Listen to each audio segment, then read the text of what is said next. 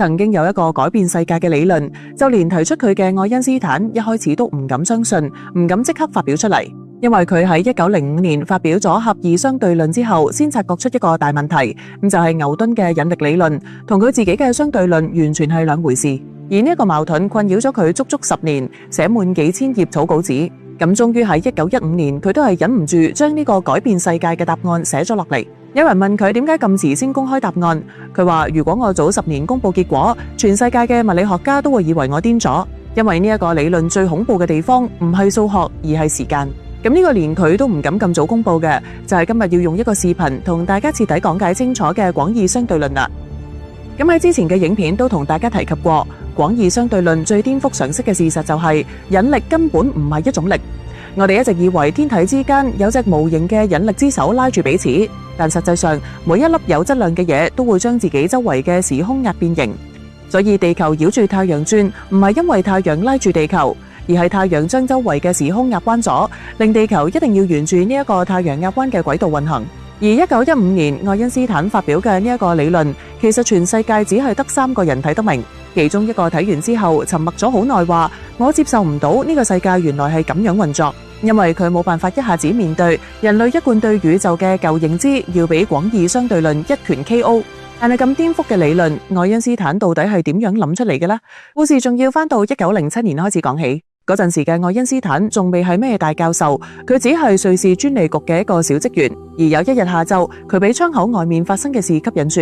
佢見到有個清潔工企喺屋頂上面抹玻璃，而99%嘅人見到嗰個畫面都會諗，工人如果唔小心差錯腳跌落去會點？而呢個睇落好正常嘅諗法，竟然撕開咗宇宙最深層嘅秘密。因為嗰時嘅愛因斯坦居然喺度瘋狂推演，假設工人喺跌落去嘅過程入邊，腳下嘅地板消失，支撐身體嘅力消失，唯一仲作用喺佢身上嘅只有重力。咁呢個時候，工人嘅感覺就會同太空人喺太空艙入邊失重嘅反應完全一樣。呢個發現令當時嘅愛因斯坦打咗個冷震，因為佢終於意識到可能引力根本唔係一種力，而係我哋肉眼睇唔到嘅時空彎曲。咁為咗驗證呢個瘋狂嘅諗法，愛因斯坦設計咗一個思想實驗，就係想象你俾人困咗喺一個完全密封、冇窗冇門嘅房間入邊，而你踩喺一個體重秤上面，並顯示你75公斤嘅體重。咁而家有2種可能，一係呢一間房喺地球，二就係間房其實係一架喺宇宙航行緊嘅太空飛船，佢以每秒9.8米嘅加速度衝向外太空。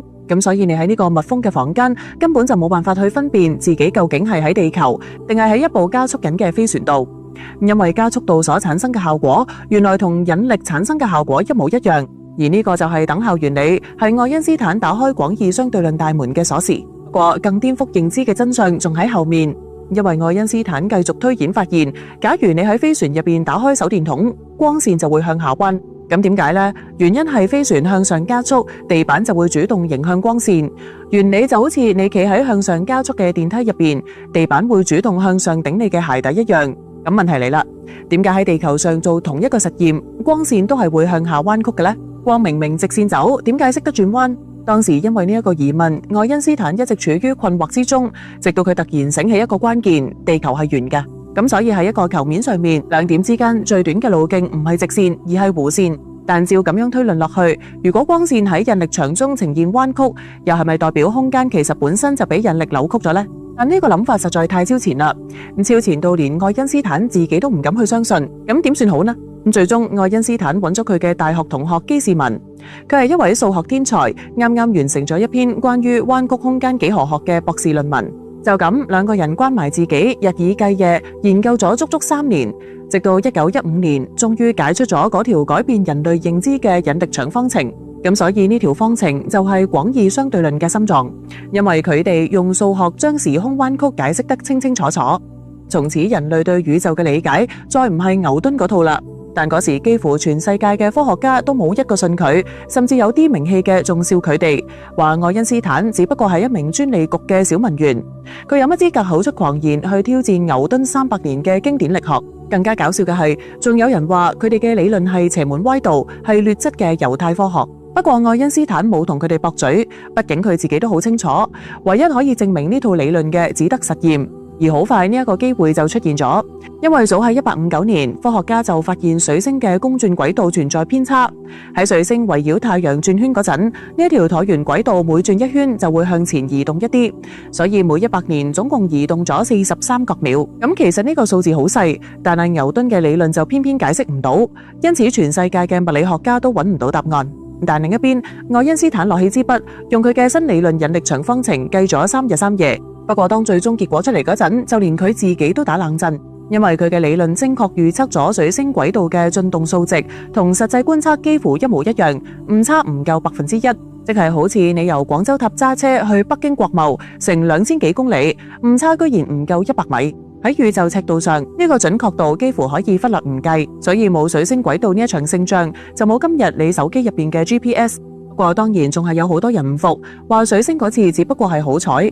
咁所以愛因斯坦要攞出一個更加有力、冇人再可以反駁嘅證據出嚟先得。於是佢做咗一個大膽嘅預言，話當光線經過太陽附近嗰陣，太陽嘅引力場會令光線彎曲，而且佢精確計出咗彎曲嘅角度係1.75角秒。咁呢個預言一出，成個學界都議論紛紛，因為光又冇質量，點可能會俾引力影響？好快，呢個唯一驗證嘅方法終於出現，而佢就係日全食。原理好簡單，只要睇睇喺太陽變黑嗰幾秒入邊，拍攝太陽附近嘅星星，睇下佢哋嘅位置有冇偏移就 OK。1919年5月29號，全世界嘅目光都集中喺呢一日。英國天文學家愛丁頓帶住團隊，分別喺非洲同埋巴西2個地方同時觀測日全食。佢哋用當時最先進嘅設備拍低咗太陽附近行星嘅影像。然後佢哋將呢啲照片同平時夜晚拍攝嘅同一片星空作對比，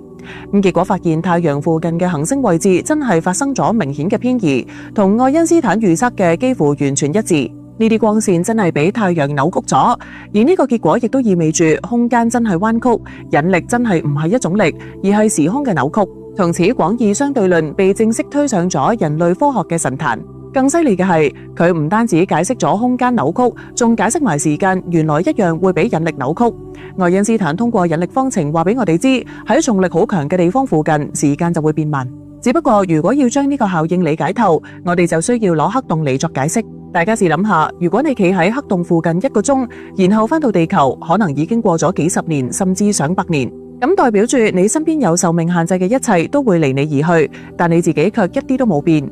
而呢個係真實嘅時間膨脹原理，因為廣義相對論最令人窒息嘅預言係喺黑洞嘅事件視界上面，時間幾乎停低。所以如果你唔好彩跌咗入去，外面嘅人會睇到你永遠定格喺嗰度，就好似我哋平時睇相一樣，冇乜嘢區別。不過黑洞最無解嘅疑問係喺正中央嗰度有個叫做奇點嘅地方，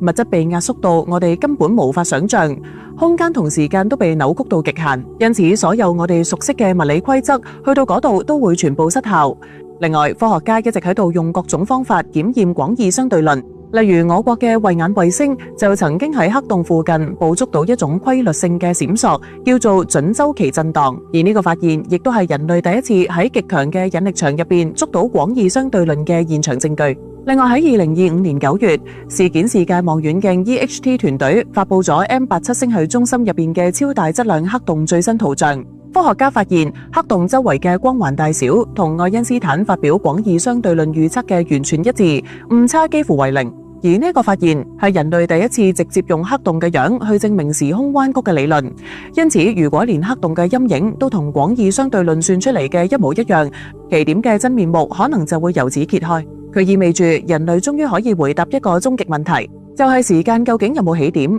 宇宙大爆炸之前係咩？黑洞深處又係咩內容？而呢啲問題雖然好大概率喺我哋有生之年都未必揾得到答案，但正因為有呢一啲未解之謎，科學先至有前進嘅動力。咁今日就同大家傾到呢度，多謝各位捧場。而如果你對呢個話題好感興趣，記得幫手點個讚同分享，俾你身邊中意科學嘅朋友仔睇。咁我哋下次再傾過，拜拜。